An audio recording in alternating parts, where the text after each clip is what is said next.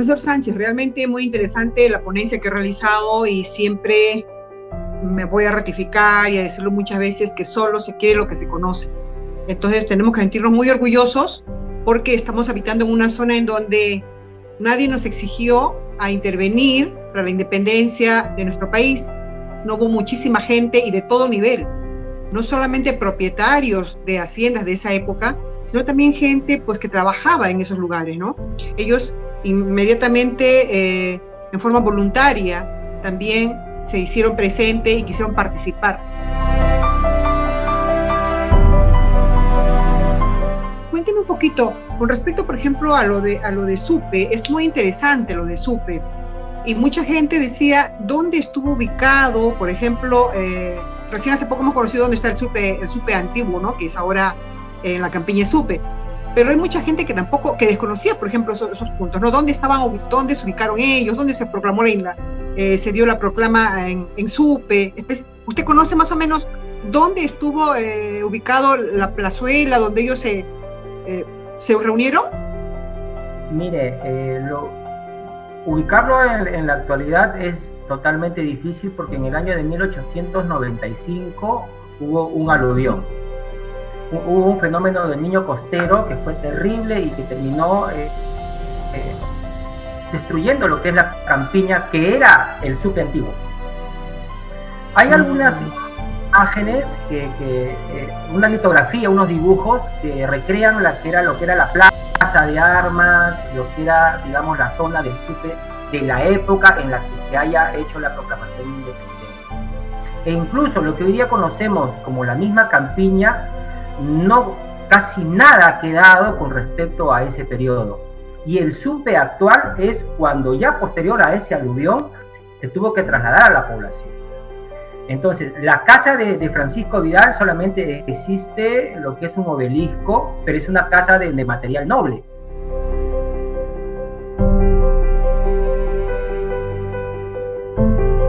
Estamos hablando de cuánta población. Por lo general, para el censo de 1813, que era el más próximo que tenemos, estamos hablando entre poblaciones que van entre 1.100 a 1.300 habitantes. Y si lo queremos ver con respecto a calles y cuadros, estamos hablando de la misma fisonomía que tenían todos los pueblos y ciudades en toda América y villas, ¿no? Era una plaza de armas, una iglesia, era una cárcel, una municipalidad. Y para lo que se mencionan los viajeros de Barranca, que hablaban de que teníamos entre 800, 1.000 habitantes, no habían más allá de 3 cuadras. Es decir, si tomamos como referencia de la zona donde estoy en este momento, en Barranca, desde la Plaza de Armas, que siempre ha estado ahí, sí, la Plaza de Barranca siempre ha estado ahí, ¿no? Esto, bueno, para la época de la llegada de los españoles estaba por la zona de Molino, y luego se trasladan a esta zona. Entonces, estaríamos hablando, pues, ¿hasta dónde? Hasta Oesle, nada más, donde está la calle Zavala, hasta allí, nada más. Zavala y la mayor parte eran casas huertas. Lo mismo era, si queremos hacer una analogía geográfica, sería también para Supe y Pativilca, porque tenían casi la misma población. Y luego de ello, ¿qué continuaban? Las casas huertas, ¿no? Que hasta hace 20 años atrás era muy común en todas estas ciudades, ¿no? Como Barranca, Supe y Pativilca, ahora está todo urbanizado. Yo, por ejemplo, vivo aquí en la primera cuadra de Pampa de Lara y desde la segunda cuadra eran casas huertas. Hoy día son 9 cuadras y todas están urbanizadas. Definitivamente es muy importante lo que usted indica, profesor, porque por trabajo he caminado muchísimo en Barranca, por callecitas, por calles muy pequeñitas, más angostitas, un poco más grandes, y lo que usted indica es cierto. Hay construcciones antiguas en todo ese perímetro, más o menos, ¿no? Entre Zavala, hacia lo que es todavía 2-3 cuadras más arriba, y usted encuentra, pero todo el contorno de la Plaza de Armas, ¿no? Sí. Todo el contorno de la Plaza de Armas. Inclusive la iglesia es antigua. La iglesia es de 1776. Sí, es muy antigua. La iglesia de 1700 tiene más de 230 años aproximadamente, 30 y tantos años. Digamos, es la única iglesia colonial que queda en la provincia de Barranca. Porque la de Pativilca se destruyó en el terremoto, me parece, del 40 o del 60, La de Supe, bueno, que es la que sí tenía en la campiña, que quedó arrasada en 1895, y esta es la que... Eso es, digamos, parte de nuestro patrimonio monumental que tenemos.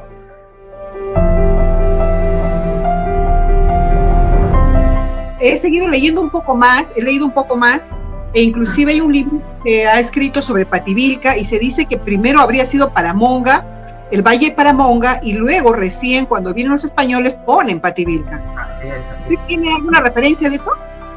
Sí, mire, lo que... Básicamente mi tema no es tanto colonia, inicios de la colonia, no es mi línea de trabajo, pero lo que yo puedo señalar para el periodo, digamos, tardío colonial, inicios de la República, es que Paramonga ya era una hacienda productiva y que estaba muy ligada a la de Guaito, en donde estaba Domingo Dué. Todos estos hacendados, ¿no? Se me va ahorita el nombre, hay un nombre de un hacendado que es muy importante en Paramonga para la época de la Guerra de Independencia, pero en Pativilca está la señora Zuluaga, me parece, que es, hay una que le dicen, creo que le dicen la condesa, la baronesa, que es en la entrada de Milagros, por ahí también ahí había una hacienda. Entonces, cada uno de estos personajes, por ejemplo, cumplen un papel.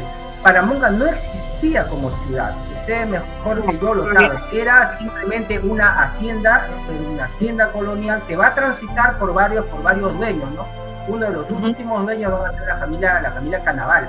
Los Canaval eran dueños tanto en Pativilca, también habían usufructuado en algún momento la hacienda Guaito y también tenían relación mucho que era con la hacienda de Paramonga, ¿no?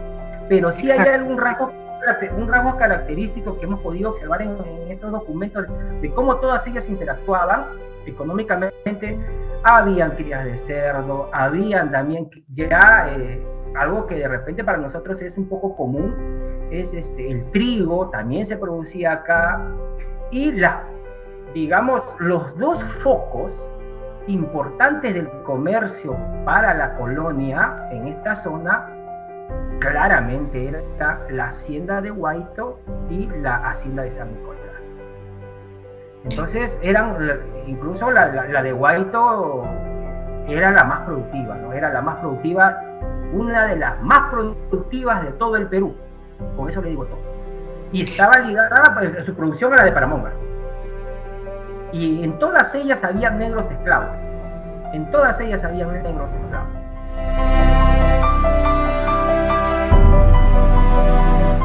Por lo tanto, lo que usted nos ha dado a conocer, profesor, la participación de esta zona del Norte Chico ha sido definitivamente muy importante y con el aporte inclusive, ¿no? Y además es un punto estratégico para no solamente estar al lado del Océano Pacífico, sino también un enlace con la serranía, ¿no? A ver, el tema es las guerras de independencia. Y en una guerra es una estrategia. Entonces la primera pregunta, y gracias por la pregunta, lo que nosotros teníamos que analizar es, ¿estos señores están viniendo por el simple hecho de que aquí había una red? No necesariamente, es una parte, sí, pero aquí la guerra se gana con recursos. Y nosotros que somos de esta zona y quienes quizás no han nacido aquí y recién están conociendo la zona, podemos observar que los tres es una de las áreas geográficas en donde los tres valles están pegados. Es una continuidad geográfica rota solamente por los ríos de manera pequeña. Esa es una. La entrada hacia Guarmey, la entrada al callejón de Conchucos, al callejón del Huaylas, hacia Cajatambo, hacia Ollón y hacia el sur, hacia Huaura. ¿Qué más? Y los puertos. Y encima tenemos todavía, si te quieres replegar, tienes un barranco.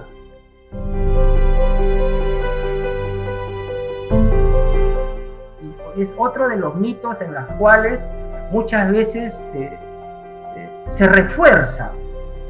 Y esto tiene que quedar claro.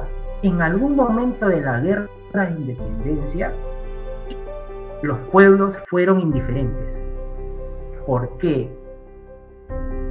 Porque se cansaron de las exacciones, de los diezmos, que es el tema que luego vamos a hablar posteriormente en otro video, ¿no? De cómo para la historia patria se crea una historia oficial. pero que no necesariamente va con el sentir del poblador de a pie, porque el sentir del poblador de a pie, cuando hurgamos en el documento, vamos a encontrar muchas quejas y mucha indiferencia. Entonces, ante la indiferencia, los ejércitos, en este caso para ellos, ¿qué serían? Ejércitos de invasión. No necesariamente van a ser patriotas, ¿no? Porque quien escribe hace en función a los intereses que quiere plasmar. Pero con los documentos de juicios, ahí vemos otra cosa.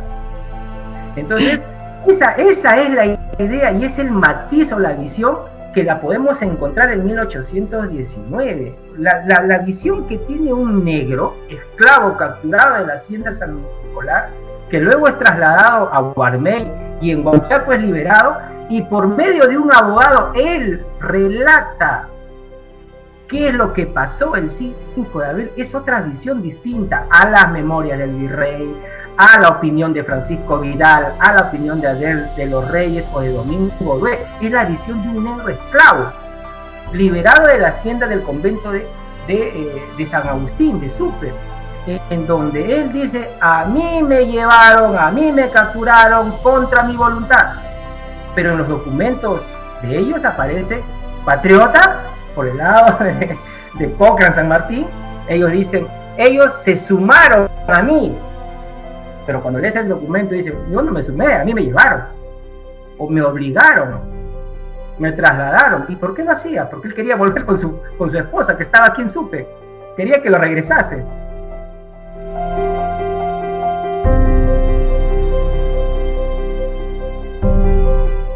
Viene el 23, viene el 24, y ahí viene Bolívar, y sí, Bolívar estuvo aquí. También estuvo. Y hay que alimentar a 6.000 personas. Y llegaron 14, 15 buques acá. ¿De dónde va a salir? No solamente de estos valles, diferentes lugares. O sea, no por las puras, pues están en esta zona, ¿no? O sea, tiene de eso, y la riqueza de la expedición Cochrane nos permite ir viendo de que incluso Cochrane tampoco dentro del mismo gobierno chileno no era bien visto, porque él correspondía a un grupo determinado, y por el otro lado le decían: oye, ¿sabes qué? Guíalo, obsérvalo, mira que no sea tan díscolo, porque él quería venir y hacer una guerra total, así, de zapa, rápido, ¿no? Una Wehrkraft, así tipo Alemania, rapidísimo. Pero las guerras de independencia, a cómo entendía para el momento San Martín y O'Higgins, que son los cerebros que están desde Chile, ¿no? Tú vas allá, haces esto. Ahora, si tú quieres hacer esto, no puedes. Y eso los termina enfrentando. Porque Cochrane no aguanta. En el año 21 nada más se va. Se va. Y así transitan ellos. Y así transitan entre traiciones, entre apoyo, entre disidencias, entre apoyo desinteresado del pueblo, que sí lo hubo en un momento de eso, no hay que negarlo porque los documentos están, pero que en algún momento también el pueblo se cansa y dicen: basta, esta es mi guerra. A usted las gracias, profesor, porque definitivamente es lo que necesita la población, necesitan nuestros niños, conocer un poco más tanto de los investigadores, en este caso como su persona, para de esta manera ellos tener también una información a la mano. O de repente algunos, como usted ha dejado datos ahí, ¿no? Por si acaso, esto está en tal tomo. Bien, van a investigar, que investiguen ellos también, ¿no? Eso va a ser lo bonito también, si hemos logrado llegar realmente con la población. Bien, profesor, muchísimas gracias a usted. Gracias a usted y encantado, muchísimo gusto. Buenas tardes. Buenas tardes. Bien, a ustedes también muchísimas gracias por permitirnos ingresar a nuestros hogares. Nuestro segmento, primero lo nuestro, estamos en la etapa de nuestro bicentenario de la independencia. Agroindustrial Paramonga, separados para protegernos, juntos para abastecer al Perú.